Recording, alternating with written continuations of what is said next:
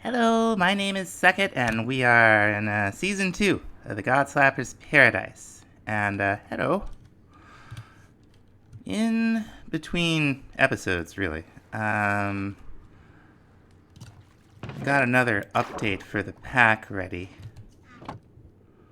This time, I did successfully update all of the mods in the pack, so that's good. We've got what looks like it could be a nice little starting area here in this little archwood forest. So we're gonna see what's what. Let's see. Well, here's what's what, I guess. It's not very hello.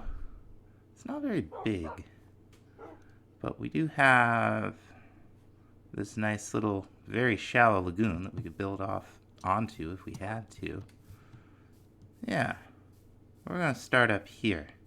Now, I'm not gonna go through every little thing that we've already gone through in Season 1. Like, this astral stuff.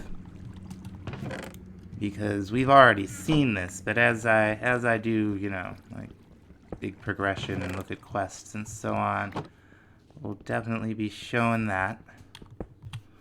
Now the first quest here is the Welcome to the Game quest. That'll net us a little bit of food. Whoops.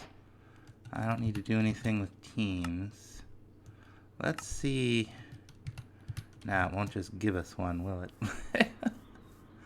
Alright. Job 1 is some wool. Now, if you're new to this series, this is my mod pack that I've been working on for a while. It's kind of a sandbox pack, but it's also got Advent of Ascension in it, which is what added that Cyclops and many other mobs and dimensions and bosses and gear and skills and all the things. It can be very challenging, so we've got a lot of other mods to help us get, kind of ridiculously powerful so that we can deal with all the stuff. And it can get real silly out here in the early game. There's a lot of stuff that can really kick your butt. Sheep! None too soon. It's already getting dark. Oh, wonderful. There's 3 right there. Whoops. I'm gonna die through clumsiness. Okay. Just unlocked our first lost trinket. You'll unlock them relatively quickly at the beginning. And then they'll unlock more slowly. By default, the menu is R. And turtle shell gives us water breathing. That's lovely. They're very powerful, but you'll see, you'll want them, especially for some of the stuff that we're going to be dealing with, I hope. Now we just got our first skill level. You can see the boot with the wing is now at 2. That's our athletics. There's only 5 skills in this version of Advent of Ascension, and yeah. You raise all of them by just doing things you would normally do, except farming. Farming, you do get experience for breeding animals, but it doesn't give it to you for right-click harvest. But there are other ways to raise the skills. Hello, Sasquatch. Okay. Those astral sorcery structures often will have iron in the chests under the pillars, and it's can really help you out in the beginning. I unlocked another trinket. Treble hooks is really useful. It gives you 3 rolls on the fishing loot table. There's a lot of cool stuff you can catch in this. Also ways to automate it. Well, that's weird. I'm not complaining about it. These guys. He definitely sounds like a bird for some reason. He drops TNT. He's awful. Now it's a couple days later. we're gonna, excuse me, we're gonna dig down into this astral sorcery temple and make sure we have the central square where the crystal is exposed to the sky. And put a crafting table down. We got our luminous crafting table. Very fancy. We'll need an ender pearl to do much with it. Will we get lucky and find one in here? We want to rush perks. Yeah, buddy. There we go. And we found right over, we're set up right over there. You can see our little starter farm. We got another one of these spots that's rich in aura, like we had the last time. Hopefully this one's a little stronger. But that means we'll be able to collect spirits of birthing pretty quickly. We just got our athletics up to 5. We can press 3 on our keypad to get into this GUI. Over here, dexterity 5, we can see modify the movement speed by 0.2% per skill level. So we're 1% faster. Scatter zoom. Now we completed some more quests. Okay, this one just gives us a little bit of experience. And we got some iron. So we get the guidebook for engineers decor, which is a very handy mod that I think we'll be getting into pretty soon. We also got the first quest in the line for astral sorcery. Now you may notice none of these are gated. That means you can do whatever you want in any order that you want, and you won't have to go back and recraft something or similar to clear a quest. Now you will find spawners like this, usually underground, but sometimes in rocky areas. They can be quite handy, like there's a lodestone. And oh, I'll definitely take a bow. Awesome. Oh, and that's a special bow. Now one of the sylphs on the island here has been kind of hanging out, silently judging me as I cut down the trees. We're gonna see if we can get her shard. Looks promising. Well, it's here somewhere. It's probably in the tree. See if we can get it out of here. I hope I didn't just lose it. There it is. Very nice. Now with our canaf fiber, we managed to get a hold of just a little bit of string. And that, with 4 leather that we've gotten from our cows in a chest, will get us the first tier backpack. And I'm pretty sure there's a quest for this. If there's not, there should be. Yep. Very nice. And now we can upgrade it. Now by itself, the backpack is pretty cool. I have it in the packets. The default is 8 on the keypad to open it. Gives you 27 slots to start. We can upgrade it to the iron tier, and that'll give us another 27. And then we can upgrade it to the gold tier, and now we're really talking. You can wear this in a couple different slots, I think, but we're gonna wear it on the back. Okay, let's see what we get here. Oh, we get a little bit of leather. That's not bad. Alright, we got a backpack, we got an armor, we got a decent sword. Let's go find a village. Ooh. Here we go. Yoink. Yo, come here.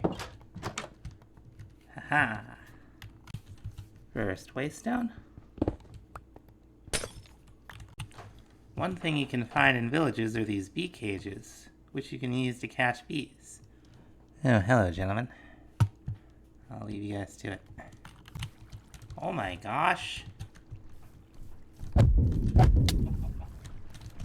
Hello, we are leaving. Goodbye.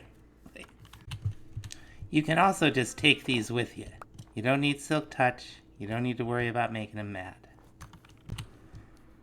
Now, they're And being so much gold around here, we have no excuse not to make things safe around this place by way of a mega torch. So these things will prevent hostile mob spawns in a 64 block radius centered on the torch. So they're great. Also from the Torchmaster mod, we have the Feral Flare Lantern, which will place invisible lights in a 16 block radius in all directions, so up and down too, from where you place this thing. We're going to put it right here. And now if we take these torches down, we're quick. It places these lights really fast. Okay, we got the lost trinket that gives you night vision. But you can see, like, right here, mobs could spawn any time of day right there. That's what the light level overlay, which is defaulted to F7, is telling us. But we could see down there even there is a spot. Now there no longer is. It's because there's invisible lights from our Feral Flare Lantern. And soon enough, these will be lit too. Being where it is, it's gonna light up a good area around here, which should be pretty safe anyway. We've got the, that's like not 30 blocks away. It should reach to at least to the crest of the hill. And it's way over here because I think I'm going to be fishing over here at night. But you can see the Feral Flare Lanterns lit up all this up here. And, you know, it's still got some spots it could light up, definitely, but it does a great job. If you've never seen Easy Villagers before, you can look up the recipe for the blocks in JI. You put villagers in some of them workstations, specifically the trader, and you'll get some automation. We want to make an iron farm. We want to do that like right away. We're going to put it right here. A little zombie in there. And then we're going to take, let's take our nitwit out. Just right click him in there. Now slowly over time, you'll see a little iron golem spawn in here and it'll look like it's burning up in the lava. We'll get some iron, we'll get some poppies. Now the GUI only has 4 slots. We're going to want to do a little better than that. So we're going to get into pipes, which is a great logistics mod. What do we need for the item pipes? We're going to need droppers, we're going to need a little bit of iron, and just a little bit more redstone. I'll go ahead and craft these up.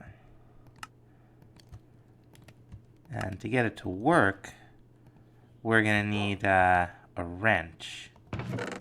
And that's just sticks and flint. It's not very hard to make at all. You definitely have sticks. The wrench is how you do pretty much everything in the pipes mod. You just sneak and right click to set it to output. You can also set it to not connect. Back to normal. We want it on output. And we can put a chest right here. The pipe will automatically connect to it. And as this thing gives us iron and occasionally poppies, it'll deposit right into the chest. And that is going to be a huge help. Now we're going to want a lot of villagers. So we're going to want food for them. We're going to make ourselves a farmer block. That's not too hard to make. Just glass panes, iron, dirt, and a water bucket. We're going to pop it down right here. Very nice. And we're going to take another pipe. And we're going to put it right here. Come on, Fido. There you go. Now, I don't want these two to connect, so we can just sneak right click and it'll disconnect them. This one's connected to something, so, you know, sneak right click. Da-da-da. In good shape. Now, what we'll need to do is, like, you know, throw some villager food, like a potato or something in there. Just like so. And then we'll take one of our villagers. And he will start to farm for us. This is not to be confused with a farmer villager in a trading block. One of these guys. This is the one you want to make if you want to trade. Yeah, we got our first iron and poppy. Lovely. Another thing we're gonna do, we gotta go get some sand. I want to find a desert. We're gonna make ourselves a sleeping bag, and that'll complete the comforts quest for us. And I also wanted to do something else. Anyway, the sleeping bag allows you to skip the night without resetting your spawn. Oh, nature's compass. That's what I wanted to make. Let's, nature's compass is cool. All we need is some saplings, really any kind, and some logs, and a compass. There's also, this will help you find biomes. The other one you see up there, the Explorer's Compass, that'll help you find structures. These are both huge helps in this pack. You use the compass, you just right click, and we're just gonna look for a desert. Alright. And you know, it points towards it. Now, I'm hoping that we're gonna find another waystone. Oh, my tools are almost shot. Well, they'll be fine. Hoping I'm gonna find another waystone out there. So we're gonna put this one down and set it to home. Waystones are fast travel. You can craft them. We don't really have the materials to craft them right now. And here we have the very thing. We can take this with us and teleport back home. Found a really cool spot. We've got desert, jungle, savanna, and coral all right here. Now I could definitely use another shovel. So let's put this somewhere like not on sand. Put it right down here. Now we'll call it desert, savanna, jungle, and coral, because we're extremely creative. And now, whenever our tools are busted, which won't be for long, we can basically teleport back and forth. Any place we can put one of those waystones down. Now we can pick up villagers until we can't stand to pick up villagers anymore. Bring them back here, but we could also make a breeder. And this does, you know, what you would expect. We need 2 villagers. We'll throw these guys in here. And we need food. And, you know, nothing gets testificates in the mood like potatoes. And you'll get bevies in the output here. We're going to want to pump them into an incubator, which is just, you know, more glass panes, wool, and iron. Oh, just like this. And this will allow our baby villagers to grow up. We could demonstrate with the one baby we have.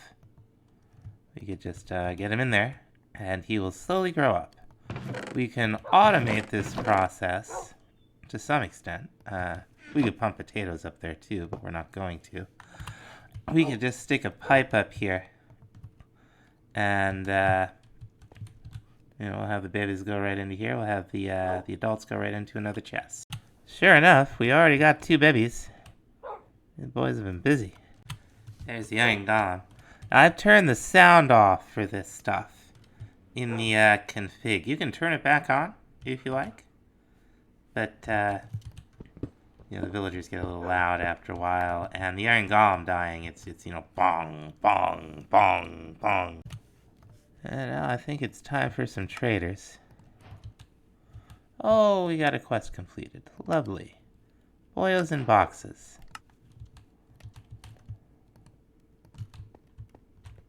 Now, these things, in addition to needing a villager, they need a workstation. We're going to make ourselves a couple of stickmans, Because where would we be without a couple of stickmans? Here we go.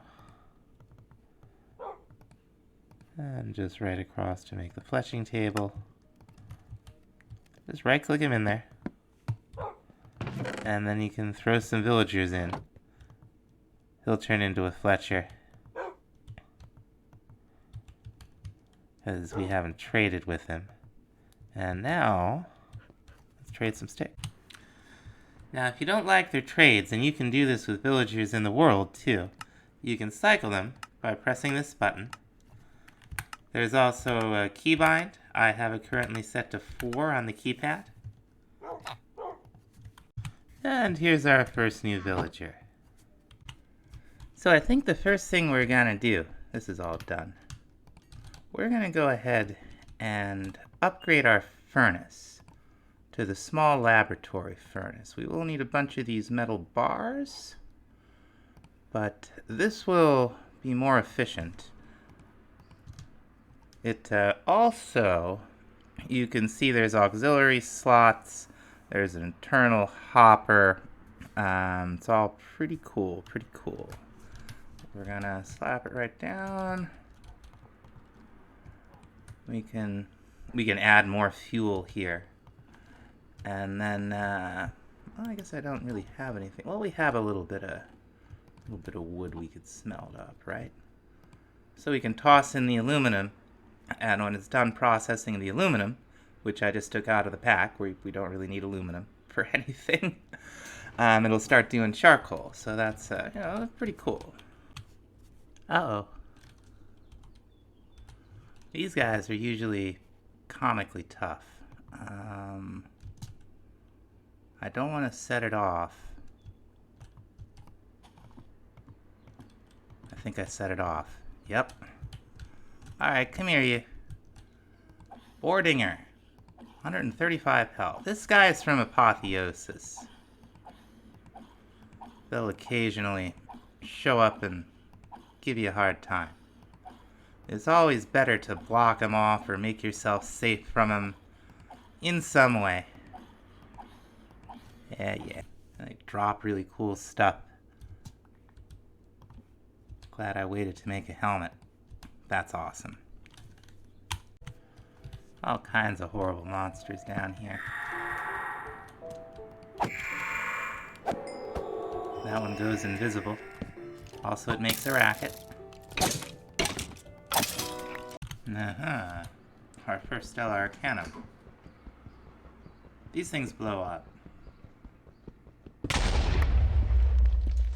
But, that's how you get your Stellarite, which is that, along with the experience gems you can mine up from the mod, is how you can make things indestructible.